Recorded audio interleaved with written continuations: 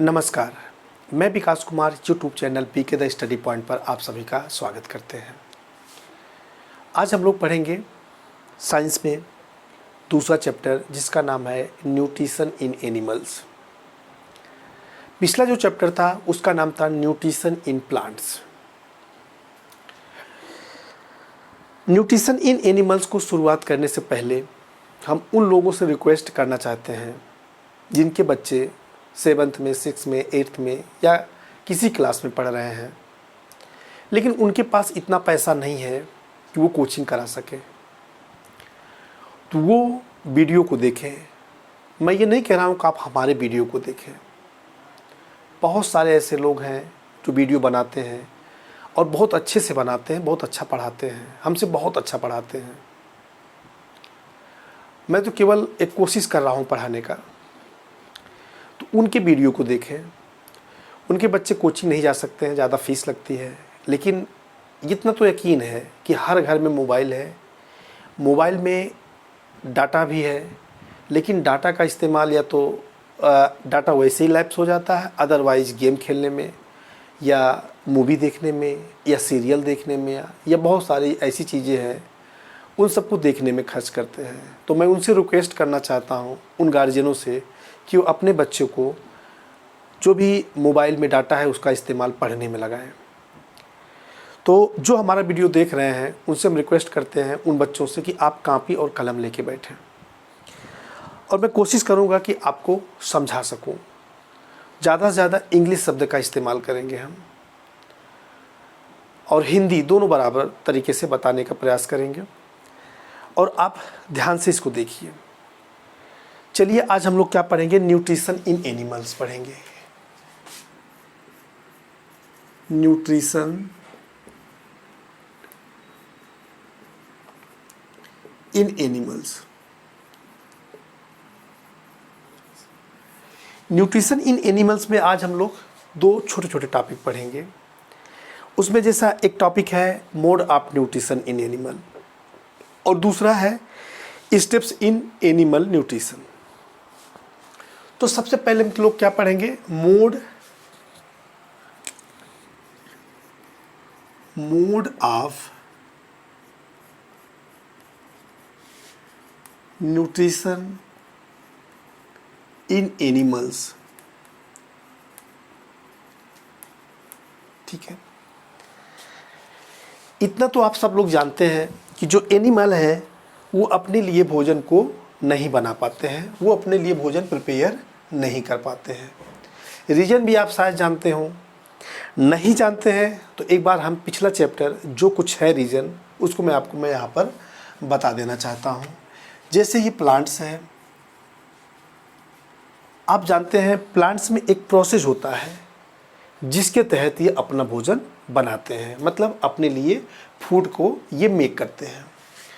उस प्रोसेस का नाम है फोटोसिंथेसिस। क्या बोलते हैं? फोटोसिंथेसिस। इसमें क्या होता है, प्लांट की जो हरी पत्तियां, विशेष रूप से पत्तियों में बहुत ज़्यादा मात्रा में एक पिगमेंट होता है ग्रीन कलर का। क्या होता है? ग्रीन कलर का पिगमेंट होता है। इस ग्रीन पिगमेंट को क्या कहते हैं? हरा रंगक कहा जाता है। और इस ग्रीन पिगमेंट को क्लोरोफिल कहते हैं। क्या बोलते हैं बच्चों? क्लोरोफिल कहा जाता है। फिर से पूछ रहे हैं क्या कहते हैं इसको? क्लोरोफिल कहा जाता है। ये क्लोरोफिल कहाँ पाया जाता है? क्लोरोप्लास्ट में पाया जाता है। क्लोरोप्लास्ट में पाया जाता है। और ये क्लोरोप्लास्ट कहाँ पाया जाता है? जो ग्रीन लीफ होती है या ग्रीन स्टेम होता है या प्लांट के जो भी ग्रीन पार्ट होते हैं, वहाँ पर ये क्लोरोप्लास्ट पाया जाता है। ठीक है, ये क्लोरोप्लास्ट करता क्या है? ये एक्चुअली जो सनलाइट है, सनलाइट में जो सन एनर्जी है, सोलर एनर्जी हम कहें तो सनलाइट में क्या होता है? सोलर एनर्जी होती है। उस सोलर एनर्जी को ये एब्जॉर्ब कर लेता है। ठीक है, और इसको बाइंड करता है। किनको बाइंड करने का काम करता है? कार्बन डाइऑक्साइड को। किससे? वाटर से। और बनाता क्या है? भोजन बनाता है। किस रूप में? ग्लूकोज के रूप में C6H12O6, और साथ में ऑक्सीजन को, गैस को रिलीज कर देता है। ठीक है ना। इसमें क्या होता है? सनलाइट प्रेजेंट होना चाहिए, सनलाइट होता है यानी कि सूर्य का प्रकाश, और होता क्या है? क्लोरोफिल होता है ना। ये आप फार्मूला याद तो कर ही चुके होंगे, इतना तो जानते ही होंगे, क्योंकि फोटोसिंथेसिस क्रिया में जो फार्मूला है यही है। ये कार्बन डाइऑक्साइड प्लांट जो है कहाँ से लेता है? एयर से लेता है। वाटर को कहाँ से लेता है? सॉइल से लेता है। और एक प्रोसेस होता है जिसका नाम हमने बताया फोटोसिंथेसिस होता है, उसके माध्यम से ये ग्लूकोज बनाता है और ऑक्सीजन को रिलीज कर देता है। इसको हम दोहरा रहे हैं, समझिए। इसमें क्या होता है? जो सोलर एनर्जी है उसको ये केमिकल एनर्जी में कन्वर्ट करता है, माने सोलर एनर्जी को संचित करता है केमिकल एनर्जी में कन्वर्ट करने के बाद ग्लूकोज के रूप में। ठीक है, तो आप याद कर लीजिएगा कि सोलर एनर्जी को केमिकल एनर्जी में कन्वर्ट करके ये ग्लूकोज के रूप में जो पौधे होते हैं, जो प्लांट्स होते हैं, वो उसमें संचित करते हैं। यही प्रक्रिया को कहते हैं भोजन बनाना। तो ये चीज़ एनिमल नहीं कर सकते हैं। क्यों? क्योंकि उसके अंदर क्लोरोफिल नहीं पाया जाता है। समझ में आ रही बात? जब एनिमल्स अपना भोजन नहीं बना पाते हैं, उनमें क्लोरोफिल होता नहीं है, तो भोजन लेते कहाँ से हैं? तो वो जो एनिमल हैं वो कहाँ से लेंगे? वो या तो लेंगे इन प्लांट से जो भोजन अपने लिए स्वयं बनाते हैं। और हाँ, ऐसे पौधे जो अपने लिए स्वयं भोजन बनाते हैं उनको क्या कहा जाता है? उनको कहा जाता है ऑटोट्रॉफ्स कहते हैं। क्या बोलते हैं? ऑटोट्रॉफ्स। लिख लीजिएगा बेटा,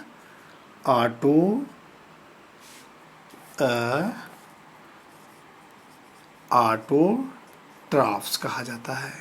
क्या कहते हैं ऐसे पौधों को जो अपने लिए भोजन बना लेते हैं? उनको कहेंगे ऑटोट्रॉफ्स।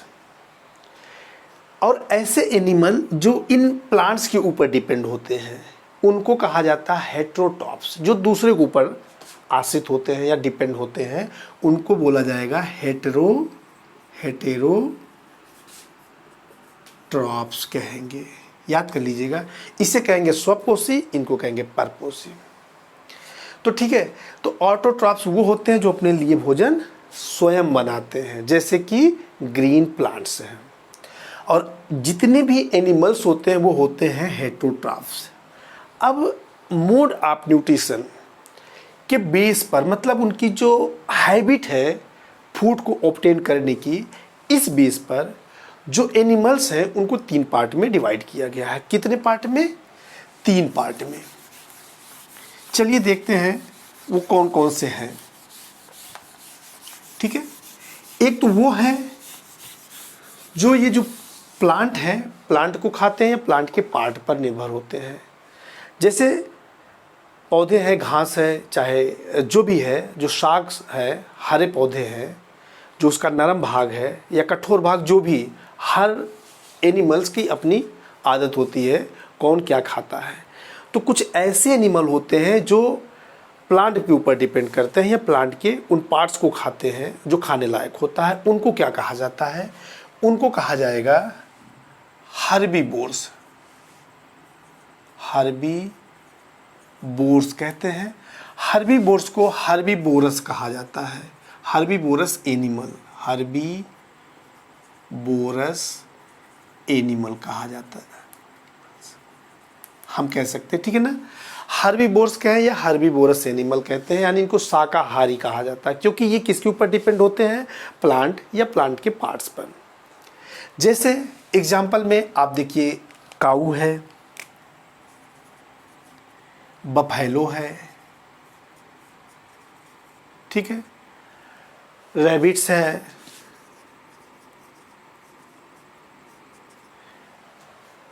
हॉर्स है,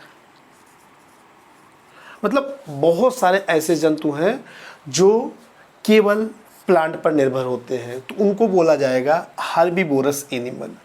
लेकिन कुछ ऐसे भी एनिमल्स हैं, आप जानते हैं, जो केवल जो एनिमल हैं इनके फ्लेश को ये फीड करते हैं, मतलब इनके जो दूसरे जंतु हैं, दूसरे जंतु के मांस को खाने वाले कुछ ऐसे जंतु केवल मांसाहारी होते हैं, मांस को ही खाते हैं, उनको क्या कहा जाएगा? ऐसे जंतु को, ऐसे जंतु को कार्निवोरस कहते हैं। क्या कहते हैं बच्चों?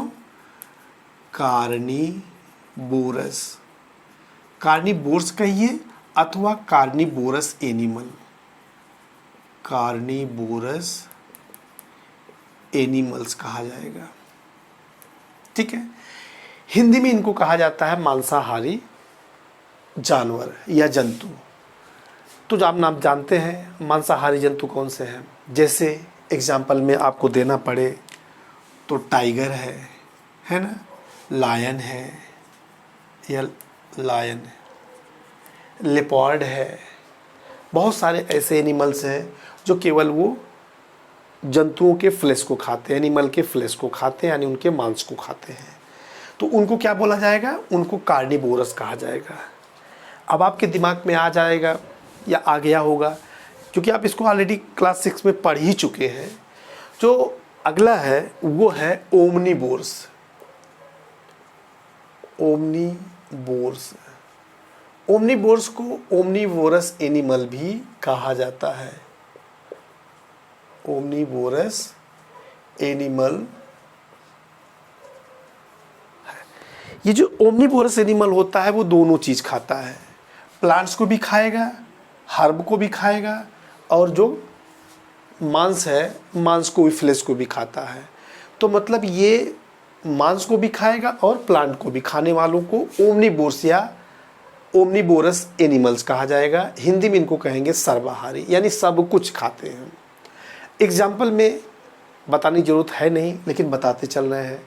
जैसे हम मनुष्य हैं, हम मनुष्य जो है मानव, ये लोग क्या करते हैं? सब कुछ खाते हैं, मांस भी खाएंगे, और जो हर्ब है, जो प्लांट से बना प्रोडक्ट है या प्लांट है, उनको भी खाते हैं। बिल्ली है, कैट है, डॉग्स है, बहुत सारे बता रहे हैं एनिमल्स होते हैं, वो सब प्लांट और दोनों चीज़ खाएंगे। जैसे पिग है, क्रो है। तो ना ये सब का एग्जाम्पल है, आप एग्जाम्पल भी लर्न कर लीजिएगा। और मेन चीज़ है ओमनीवोरस, कार्निवोरस और हर्बीवोरस, इसको याद कर लीजिएगा, इसका मतलब क्या होता है, और साथ साथ में एग्जाम्पल। अब इसका जो मोड है, जो न्यूट्रिशन लेने का जो तरीका है, उस आधार पर इनको क्या कहेंगे? इनको बोला जाएगा होलोजोइक न्यूट्रिशन। ऐसे न्यूट्रिशन को बोला जाता है holozoic nutrition. Holozoic nutrition, nutrition कहा जाता है। क्या बोलते हैं बेटा? होलोजोइक न्यूट्रिशन कहा जाता है। याद कर लीजिएगा, 3 चीज़ हमने पढ़ा, 3-4 चीज़ इसमें। सबसे पहले हमने पढ़ा था, याद करने वाली चीज़ें हैं कि हेटेरोट्रॉप्स, ऑटोट्रॉप्स, होलोजोइक। और हमने पढ़ा है हर्बीवोरस, कार्निवोरस, ओमनीवोरस। ठीक।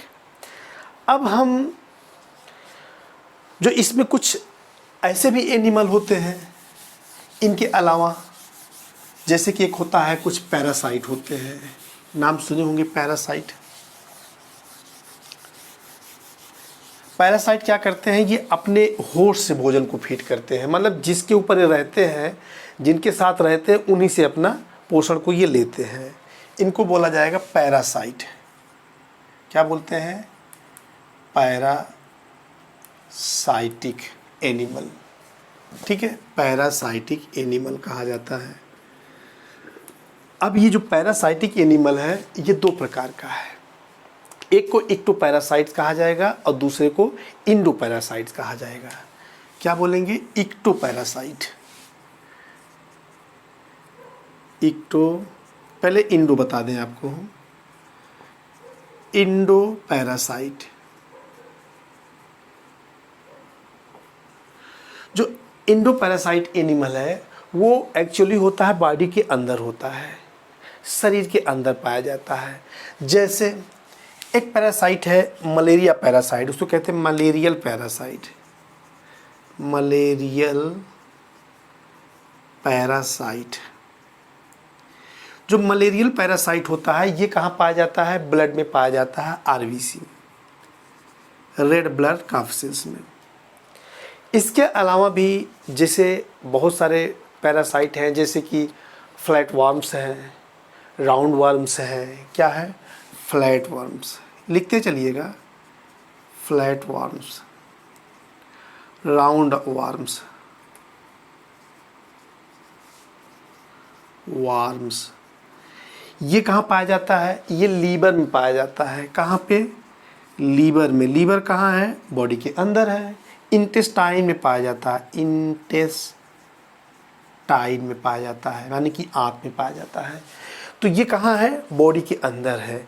तो कुछ पैरासाइट ऐसे होते हैं जो बॉडी के अंदर पाए जाते हैं, उनको बोला जाता है Indo parasite animal.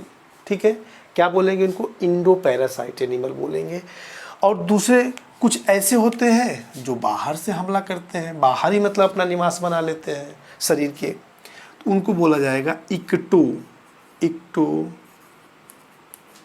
Parasitic animal. ठीक है, पैरासाइटिक एनिमल या पैरासाइट्स हम कहें। ठीक है, तो जैसे आप नाम जानते हैं, जैसे टिक्स है, माइट्स है, टिक्स है, माइट्स है। इसके अलावा आप जानते हैं जैसे कि बॉडी बग्स है, बॉडी लूज है, बॉडी लूज। ये बॉडी लूज क्या होता है, जो बॉडी लूज होता है इसको कहा जाता है हिंदी में जू।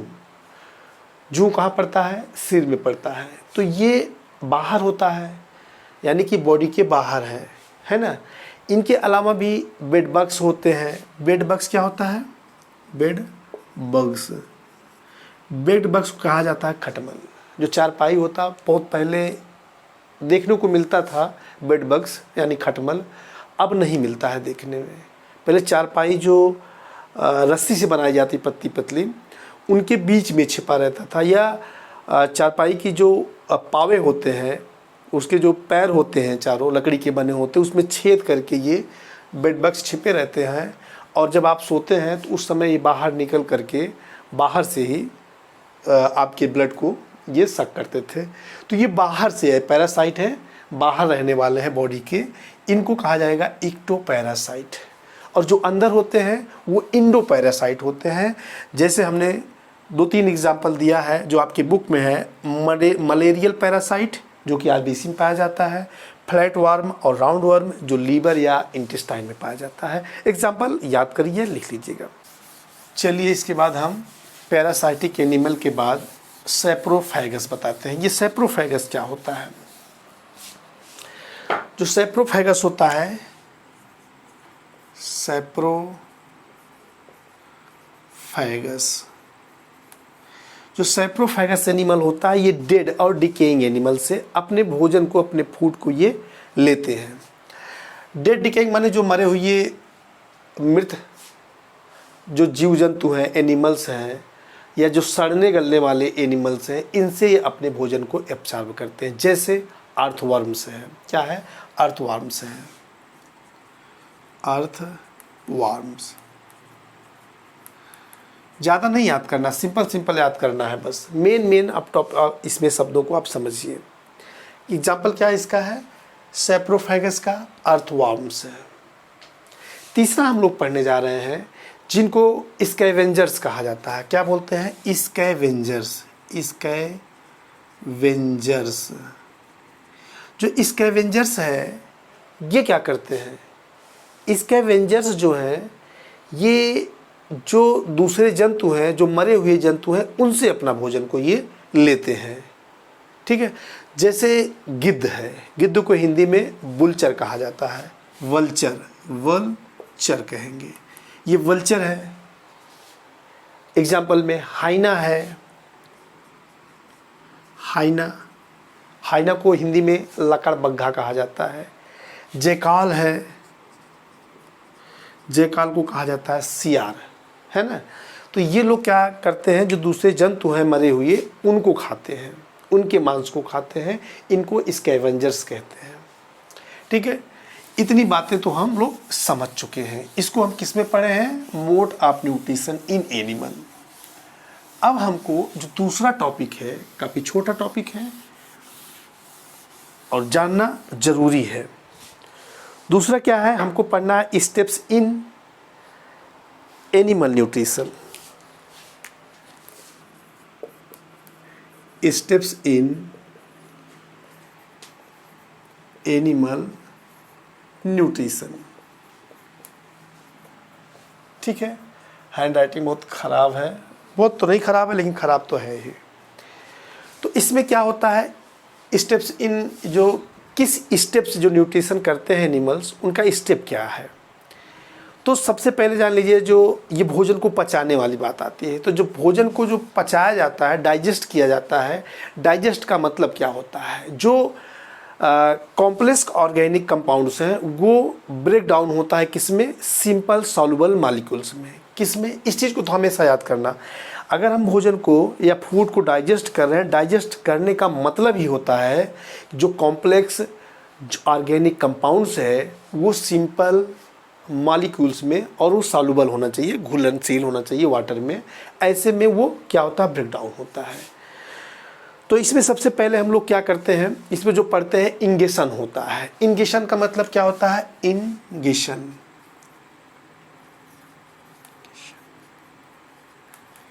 इंगेशन का मतलब होता है अंतर ग्रहण करना है, भोजन को अंदर ले जाना है। तो बाहर से अंदर ले जाने का मतलब है भोजन को हम मुख में ले जाएंगे।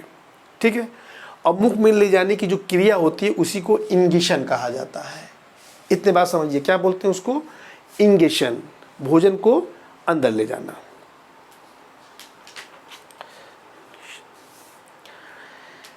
इसके बाद क्या होता है, दूसरा जो नंबर आता है वो आता है डाइजेशन का। डाइजेशन, डाइजेशन का मतलब होता है पाचन। और डाइजेशन हमने कहा जो हमारा फूड है, हमारा फूड भोजन है, वो पहले किस में होता है, वो कॉम्प्लेक्स ऑर्गेनिक कंपाउंड में होता है। किस में होता है, कॉम्प्लेक्स, लिख दें ऐसे ज़्यादा अच्छा रहेगा, कॉम्प्लेक्स, जटिल मतलब कॉम्प्लेक्स ऑर्गेनिक कंपाउंड होता है ये। ठीक है, अब ये किस में ब्रेक डाउन होता है, टूटता है, ये सिंपल सॉल्युबल मॉलिक्यूल में होता है, हो जाता है किसमें, सिंपल सॉल्युबल मॉलिक्यूल्स। देखिए, अगर शब्द हमको पता रहेगा तब हम किसी चीज़ को आसानी से बाद में समझेंगे। तो इन शब्दों को याद कर लीजिए। कॉम्प्लेक्स ऑर्गेनिक कंपाउंड जैसे कि कार्बोहाइड्रेट है, प्रोटीन है, फैट्स है, ये क्या है, कॉम्प्लेक्स ऑर्गेनिक कंपाउंड है। लेकिन जब ये ब्रेक डाउन होता है किस में, अब जैसे प्रोटीन है, प्रोटीन किस में होगा, प्रोटीन सीधे आप जानिए कि ये एमिनो एसिड में टूट जाता है। फैट्स किस में जाएगा, फैट्स जो है वो फैटी एसिड में या ग्लिसरॉल में चला जाता है। और वहीं पर लिखते चले ज़्यादा अच्छा रहेगा, लेकिन अभी हम इसको बताते हैं। तो जो डाइजेशन है, डाइजेशन पहली बात इसको दो भागों में बांटा गया है। एक जो है फिजिकल डाइजेशन होता है। क्या होता है, फिजिकल, इसमें एक्शन होता है, दो का फिजिकल एक्शन होता है। ठीक है, अब दूसरा क्या होता है, केमिकल एक्शन होता है। केमिकल एक्शन, फिर से मैं बताएं, जो डाइजेशन होता है इसमें दो एक्शन होते हैं डाइजेशन होने के लिए। एक फिजिकल एक्शन होता है यानी कि जो भौतिक कार्य है, और दूसरा केमिकल एक्शन होता है जिसको कहते हैं रासायनिक कार्य। अब ये फिजिकल एक्शन में क्या होगा, जैसे हमने भोजन को, फूड को इंगेशन किया, माने कि अंतर्ग्रहण किया, मुंह में गया, और मुख में जो हमारी टीथ है इसको ब्रेक डाउन करेगा छोटे छोटे टुकड़े में। ठीक है, स्मॉल पीस में क्या करेगा, इसको ब्रेक डाउन करेगा। ब्रेक डाउन करने के बाद ये जो फूड्स है इसी में कुछ पार्ट्स में जैसे अगर भोजन में मंड है, शर्करा है, तो ये हमारे लार में, लार मतलब जो स्लाइवा है, स्लाइवा के साथ मिक्स होगा। वहाँ पर भी रासायनिक यानी केमिकल एक्शन होता है। और जो ये पेस्ट बनता है, पेस्ट को क्या करते हैं हम, फिर निगल लेते हैं और वो पहुँचेगा हमारे स्टमक में। स्टमक में भी वहाँ पे दो एक्शन होता है। एक एक्शन होता है फिजिकल एक्शन, दूसरा होता है केमिकल एक्शन। जब मैं आपको ह्यूमन के बारे में पूरा डाइजेस्टिव सिस्टम पढ़ाएंगे तो वो चीज़ मैं आपको समझाऊंगा, लेकिन थोड़ा यहाँ बता दे रहे हैं। भोजन जब स्टमक में पहुँचता है तो स्टमक में क्या होता है, एक उसमें गति होती है जिसको क्रमाकुंचन गति कहते हैं। उसमें क्या होता है, भोजन मिक्स होता है। किससे मिक्स होता है, उसमें जो डाइजेस्टिव जूस है, जो एंजाइम्स है, उससे मिक्स होता है। मिक्स होने का मतलब है घूमता रहता है, मिक्स होगा। तो ये मिक्स कैसे होगा, एक गति के द्वारा, एक मूवमेंट होगा, उस मूवमेंट के द्वारा जो कि फिजिकल एक्शन होता है। और दूसरा, जब केमिकल एक्शन में क्या होगा, वो एंजाइम या डाइजेस्टिव जूस जो इसमें कार्बोहाइड्रेट को ब्रेक डाउन किस में करेगा, ये केमिकल एक्शन ही होगा। जो कार्बोहाइड्रेट है, कार्बोहाइड्रेट, इसको ब्रेक डाउन करेगा ग्लूकोज में या सिंपल शुगर में। लिख देना सिंपल शुगर, अथवा किसमें, ग्लूकोज में। ग्लूकोज में ये कन्वर्ट करता है, ठीक है। तो इसको ये ब्रेक डाउन कर दिया, तो इसी केमिकल एक्शन हुआ, यानी पाचन हुआ। पचा कब, जब तक ये कार्बोहाइड्रेट सिंपल शुगर में या ग्लूकोज में नहीं कन्वर्ट होगा तब तक समझिए डाइजेस्ट नहीं हुआ। क्योंकि जो ये कार्बोहाइड्रेट है ये एक्चुअली कॉम्प्लेक्स ऑर्गेनिक कंपाउंड है, और वहीं पर ये ग्लूकोज है ये सिंपल सॉल्युबल मॉलिक्यूल्स हो जाता है, ठीक है। अब जैसे यहाँ हमारा फैट है, ये फैट्स किस में ब्रेक डाउन होगा, जो फैट है ये फैटी एसिड और ग्लिसरॉल में कन्वर्ट होता है। किस में, फैटी एसिड्स और ग्लिसरॉल में,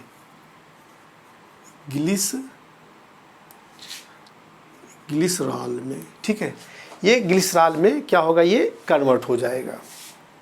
तो यानी कि अब यहाँ पर देखो, जो फैट्स हैं ये कॉम्प्लेक्स ऑर्गेनिक कंपाउंड है, और वहाँ पर जो फैटी एसिड्स है या ग्लिसरॉल है ये सिंपल सॉल्युबल मॉलिक्यूल्स होता है। तीसरे नंबर पर जैसे हमने कार्बोहाइड्रेट, फैट्स, प्रोटीन आता है। ये क्या है, प्रोटीन। प्रोटीन में किस में कन्वर्ट होगा, प्रोटीन क्या है, एक्चुअली प्रोटीन है कॉम्प्लेक्स ऑर्गेनिक कंपाउंड है, और ये टूटेगा तो बनेगा एमिनो एसिड। या याद करना पड़ेगा आपको बेटा, एमिनो एसिड्स। तो ये एमिनो एसिड क्या है, ये सिंपल सॉल्युबल मॉलिक्यूल है। अब ये मिक्स हुआ, छोटे छोटे टुकड़े में टूट गया, इंटेस्टाइन में जाएगा। इंटेस्टाइन में इसके बाद क्या होगा, एब्जॉर्ब होगा। तीसरे नंबर पे क्या होता है, इंटेस्टाइन जाने के बाद ये सब एब्जॉर्ब होता है।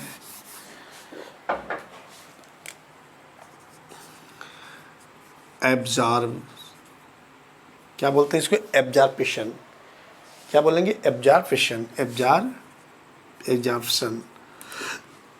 यानी कि इनका अवशोषण होता है। कहाँ पर होगा, इंटेस्टाइन में होगा, आंत में होगा। तो जो यहाँ पर ये सिंपल मॉलिक्यूल है, जो सिंपल सॉल्युबल मॉलिक्यूल है, ये एब्जॉर्ब होकर कहाँ चला जाएगा, ब्लड में चला जाएगा। ब्लड में जाने के बाद अगला जो प्रोसेस आता है उसको बोला जाता है एसिमिलेशन। क्या बोलेंगे, एसिमिलेशन। चौथे नंबर पर एसिमिलेशन होगा, एसिमिलेशन। इसको हिंदी में कहा जाता है स्वांगीकरण। क्या बोलेंगे, स्वांगीकरण। इसमें क्या होता है, जो एब्जॉर्ब हुआ सिंपल सॉल्युबल मॉलिक्यूल है। सिंपल सॉल्युबल मतलब जो घुलनशील होना चाहिए, साधारण छोटे छोटे टुकड़े में हो जाए। घुलनशील किस में होगा, वाटर में, पानी में, क्योंकि ब्लड में बहुत ज़्यादा पानी होता है। उसमें घुलेगा तभी तो ब्लड के माध्यम से ये टिश्यू में पहुँचेगा, सेल्स में पहुँचेगा। सेल्स में यही ग्लूकोज क्या होगा, ऑक्सीजन की उपस्थिति में इनका ये जो श्वसन क्रिया करेंगे तो वहाँ पर ये बर्न होगा ग्लूकोज। जब ये ग्लूकोज बर्न होगा तो एनर्जी मिलेगी, और एनर्जी मिलने के बाद बहुत सारे जो काम होते हैं तो उनको, जब ये सेल्स के पास ये फैटी एसिड या ग्लिसरॉल या अमीनो एसिड या ये ग्लूकोज ये वहाँ पहुँचता है सेल तक, और इनका क्या होता है, इनका ये बर्न होता है, और जो एनर्जी मिलती है उसी को हम लोग क्या बोलेंगे, एसिमिलेशन कहा जाता है इस सिस्टम को, ठीक है। इनके बाद जो और भी बहुत सारे अनडाइजेस्टेड जो पदार्थ होता है, कुछ वाटर्स होते हैं, वो सब क्या होता है, इगेशन के माध्यम से। इगेशन चौथा यानी पांचवें नंबर पे आता है इगेशन। इगेशन, ठीक है। या इसको हिंदी में इगेशन कहेंगे, बहिष्करण कहा जाता है, या इसका एक और नाम है डीफिकेशन। क्या बोलेंगे? डीफिकेशन। डीफिकेशन, डीफिकेशन को हिंदी में कहा जाता है मल त्याग। ये मल त्याग के माध्यम से जो भी अपशिष्ट पदार्थ है, या हम कहें कि जो ठोस पदार्थ है, अधपका जो अनडाइजेस्टेड मटेरियल है, वो डिफिकेशन यानी मल त्याग हो करके जो एनस है उसके माध्यम से बाहर निकल जाता है।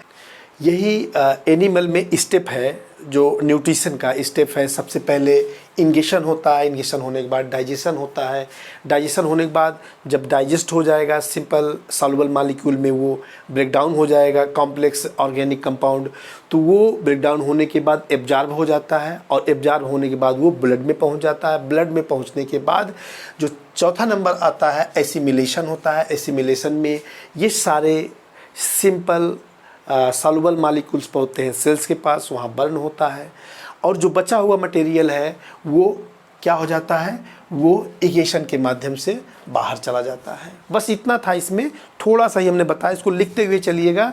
ज़्यादा डिटेल में जब ह्यूमन के बारे में हम पढ़ाएंगे इसी चैप्टर में, तब हम आपको डिटेल में समझाते चलेंगे। डिटेल मतलब जो आपके लेवल का है, लेवल से ज़्यादा नहीं, थोड़ा थोड़ा बताएंगे तो आराम से आप समझते चलेंगे।